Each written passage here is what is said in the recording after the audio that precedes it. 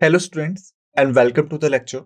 So students, as we know that we are covering the general awareness and basically what we are discussing upon the static economics, right?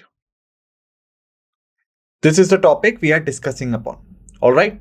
And if we talk about the particular topic we are discussing in this particular area, then we are discussing on the fiscal policy, right? This is the topic which we are discussing, all right? And in this topic, whatsoever we have completed the overview part. We have seen the government spending, right? We have discussed the taxation. Got it? So, what are the topics we left with? We left with the deficits and surplus, counter-cyclic, income redistribution, public debt management, long-term planning, political consideration, coordination, and the summary part. Okay, so these are the topics we are required to be learned of. All right, but before starting further, what should we do? We should do a little bit recap. All right, so basically, if I'm talking about the fiscal policy, then it comprises 2 points. Which are these 2 points? Expenditure of the government, all right, and the revenue of the government during a certain period of time, and we often called it as a fiscal year, right?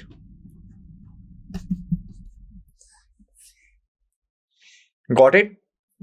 That whatever the planned expenditure and what are the planned or expected revenue during the fiscal year, all right, it is a part of fiscal policy. Got it? Okay. And if we talk about which is the parent organization of this fiscal policy, then basically the answer is Ministry of Finance, right? Ministry of Finance, we have seen it. Okay, thereafter, what is the next important point we had discussed? Basically, we had discussed about the article 112. Okay, and we have discussed that the article 112 basically deals with annual financial statement, right? We have discussed about the annual financial statement, or in short AFS. Okay, and we also have come to know about its common name, which we call as a budget, right? We had discussed about it, all right. And also what we have seen monetary policy and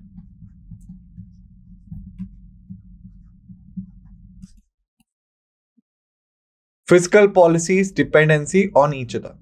Like, how does the monetary policy depend on the fiscal policy, and how does the fiscal policy depend upon the monetary policy? All right. So these were the facts and figures which we had discussed in the previous lecture. I hope that you have revised them well before you have come for this lecture. All right. So right now we are ready to start further. Okay. So after taxation, in the taxation we had discussed the tax revenue and non-tax revenue. All right. So basically now what we are going to see, the deficits and the surplus. Okay. This is the topic. We are going to see the deficits and the surplus. All right. So first question is that what do we mean by the deficit and the surplus? Okay. Let's try to understand it by your example. Okay. Suppose you are an individual having the salary of rupees 20,000. Okay. So this is your revenue. All right, or inflow you can say. Thereafter, your expenditure, like how much you require to maintain yourself. All right, so suppose your expenditure is rupees 25,000.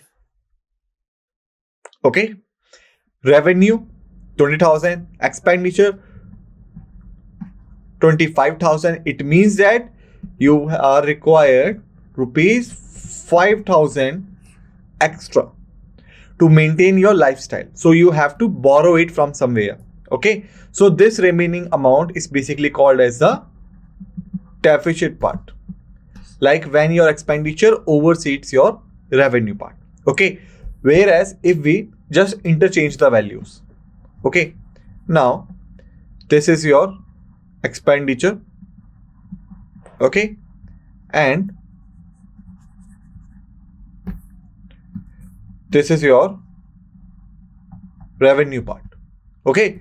So your expenditure is only rupees 20,000. Whereas your revenue is crossing 25,000. It means that that particular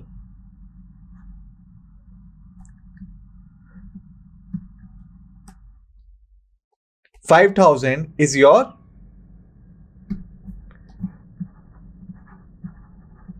surplus. Got it? So this is the concept of deficit and surplus. All right. Why did I tell you? Let's see in this lecture. The difference between the government spending and the government revenue, taxes and other sources of income results in either a budget deficit or a budget surplus. All right. So on place of that individual or yourself, now assume a government. All right. I have told you that the government presents a budget. Okay. Like the budget, in budget they have presented us two important phenomena. The first is the expenditure part, like how much they are going to spend, and second is the revenue part, like how much they are going to take as an inflow. All right. So if we go with the expenditure part, so the expenditure is basically rupees 20,000. Okay. Revenue is only you can say 18,000. Okay. So the remaining 2,000 is the deficit part. All right. So the difference between the government is going to spend on the economy and the government is earning from the economy is the budget deficit or the surplus. If the revenue is greater than the expenditure, other case. If the revenue is lower than the expenditure, other case. All right. A budget deficit occurs when the government spending exceeds revenue, leading to an increase in the government debt. For example, let's suppose. Now it is the time we have to see it carefully. Okay. Suppose the budget has been launched, and as I have told you, two things we have got from the budget. We have got the expenditure part. Okay. We have got the revenue part. All right. So the government said that we will spend rupees 40,000 crores, for example, on an economy during this particular year. All right. But their estimated revenue was only rupees 35,000 crores. Okay. And what is the condition here? The expenditure is overseeding the revenue. All right. And what we have just seen, when your E means expenditure, will be greater than the R. R means the revenue. This will always be a condition of deficit.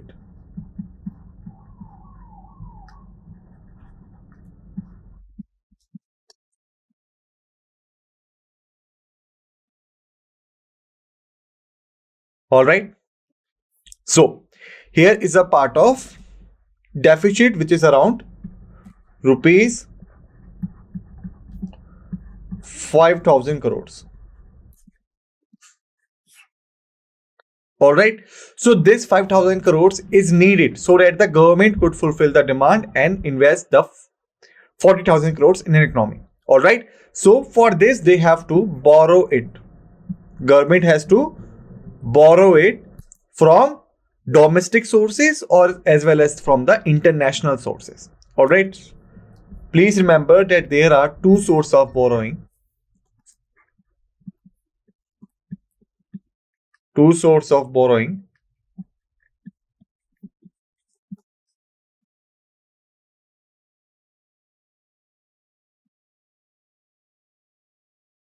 First is, second is. So the first source of borrowing is the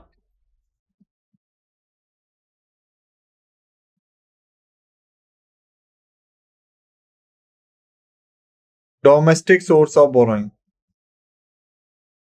Okay. And the second source is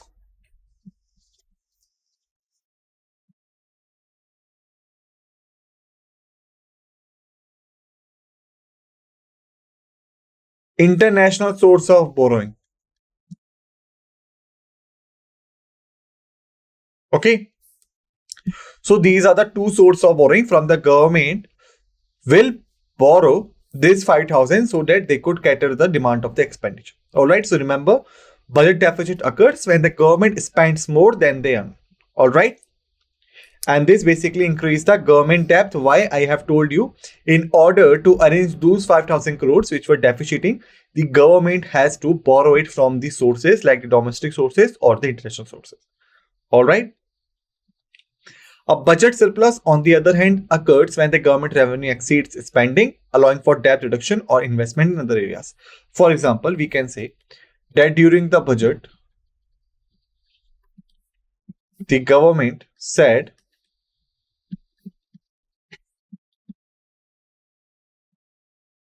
this is the expenditure part. Okay.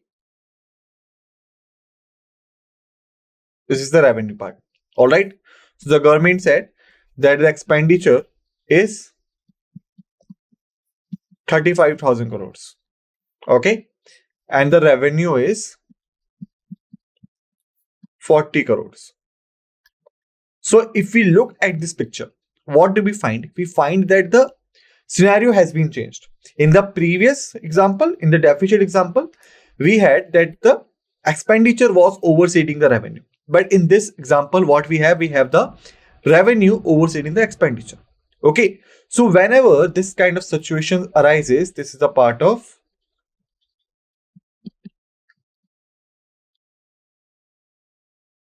surplus.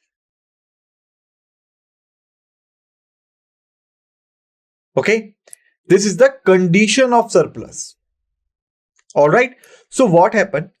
If we look at this picture carefully, what do we find? We find that rupees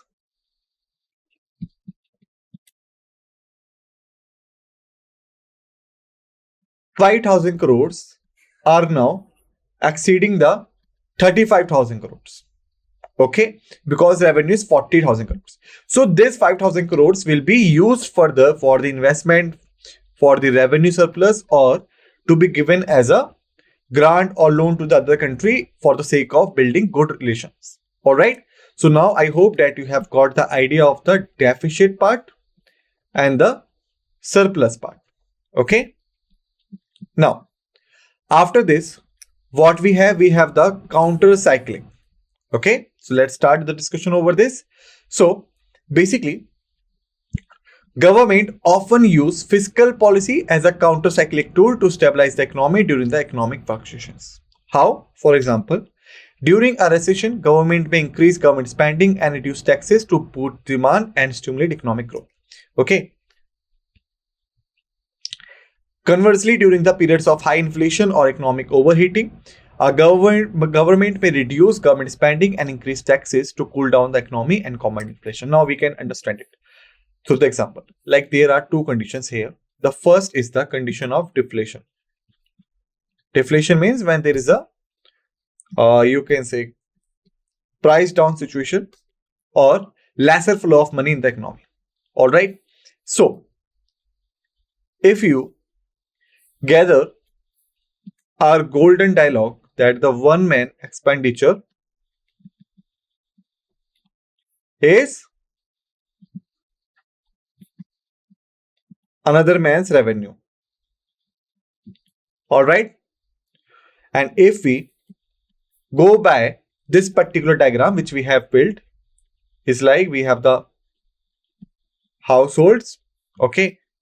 Then we have the business, corporates, and then the government. Households, business, corporates, and the government. Okay, so first flow is this one. All right. Second flow is reversible one.